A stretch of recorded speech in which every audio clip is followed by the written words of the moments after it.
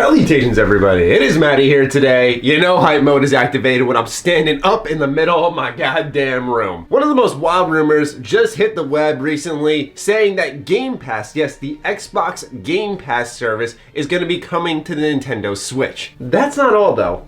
There's one game that is on the Xbox Game Pass. One game that, if you're new here, happens to be my favorite game of all time. Yes, Knights of the Old Republic. So this means, in the funniest way possible, KotOR may be coming to Switch. This is like a dream come true. This is literally a dream come true. KotOR on handheld devices. And I'm not talking your mobile phones because I need that for texting and tweeting. I need a gaming device that I can carry on the go with KotOR, and it just might be happening, but you need the details. So let's get started with a report that came in from Game Informer. Microsoft is bringing Game Pass and published titles to Switch. After that, an article came out from KotOR saying Microsoft to talk next-gen consoles at E3 2019. The article says Microsoft will not be shipping its next-gen consoles until fall of 2020, but the company is preparing to talk more about the hardware this year at E3 2019, according to people familiar with the company's plans. Don't expect to hear pricing just yet,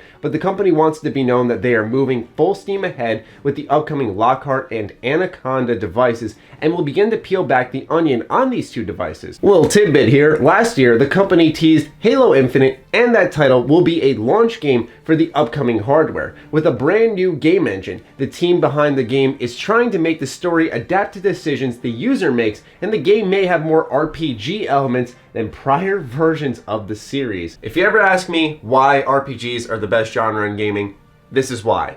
Everyone wants to be an RPG. You're seeing one of the most popular shooting franchises become an RPG, possibly. The article wraps up with more information that we were talking about earlier in regards to the Game Pass. What else will the company be talking about? Game Pass will receive a few updates this year, and of course, expect the company to highlight new titles coming to the platform as well. So yes, not only is the best RPG ever made going to be playable on your Switch, but also maybe Gears 5.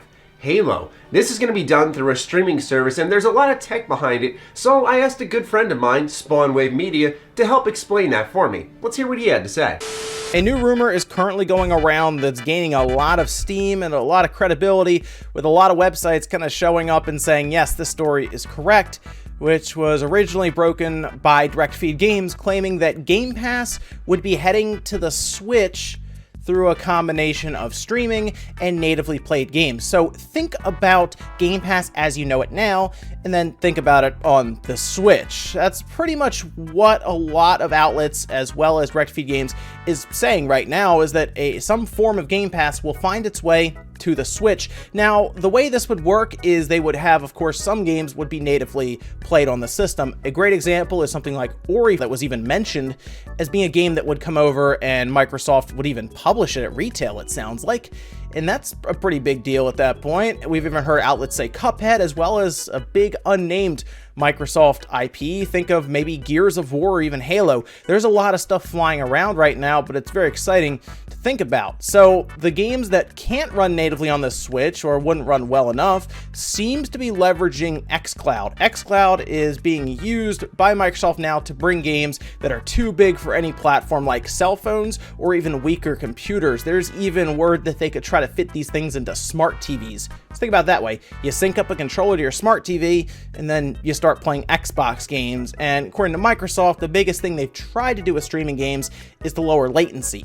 So we'll see how all this plays out, as Microsoft's already told us that earlier last year, for this year, early this year, we'd be able to try it out, and we haven't heard much since then. So there's a good chance we're going to get an announcement probably in the next month or so, to where we can actually try it out on our phones and then apparently our Switch.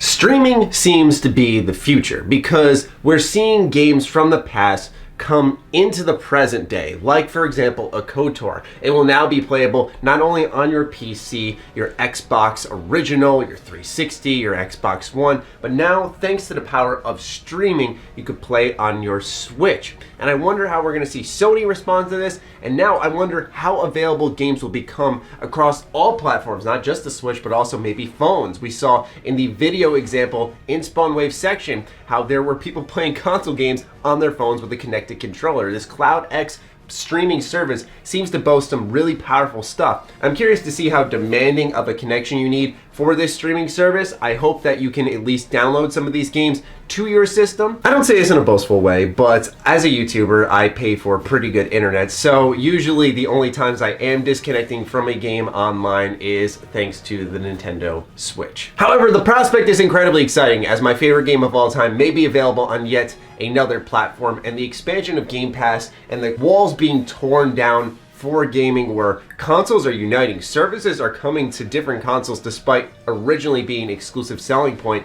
Microsoft's really trying to sell Game Pass, for now it's not just a thing that you can experience on the Xbox, but it's a service that you can get anywhere. I mean, you can play games from the Xbox Game Pass on your PC, now you can play them on your Switch, so it's becoming a service that maybe if you don't even own an Xbox, you can buy into now, because you might own a Switch and like some games on the Xbox Game Pass, and now you can stream them to that Switch. So there is a very exciting prospect about this, but more than anything is KotOR. This was my thought as well, Master.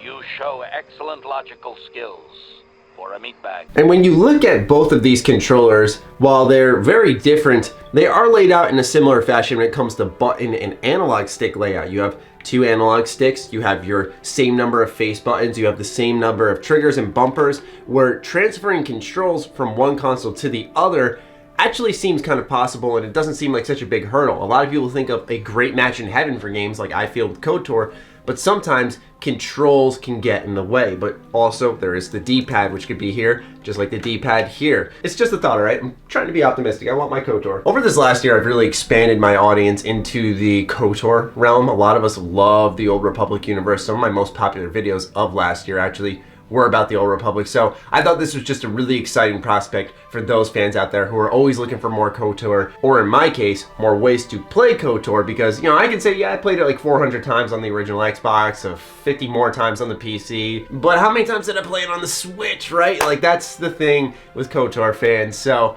I just wanted to share the information with you guys on generally these Game Pass games coming to the Switch, but also that KotOR 1 and 2, which are on the Game Pass, could come to the Switch as well, which is so exciting. All the Switch needs now is like an achievement and trophy system, kind of like how Xbox and PlayStation have that. They are golden, man, especially if that can tie into the Xbox Game Pass some way. Oh man, wow, that would be sick. Anyway, those are just my general thoughts. I wanted to share the information with you guys, and I'd love to hear your thoughts on this in the comments down below. Thank you to SpawnWave for hopping on the channel, helping me out with this discussion. I'll have his channel linked in the description down below. Do check him out. He's one of my favorite channels to watch for Nintendo information and general news coverage in gaming. Other than that, follow me on Twitter, like me on Facebook. Those links are also in the description down below, along with my Patreon. Do consider supporting that, as it fuels all the content I create here. Stay sexy, stay active. I love you all. Peace.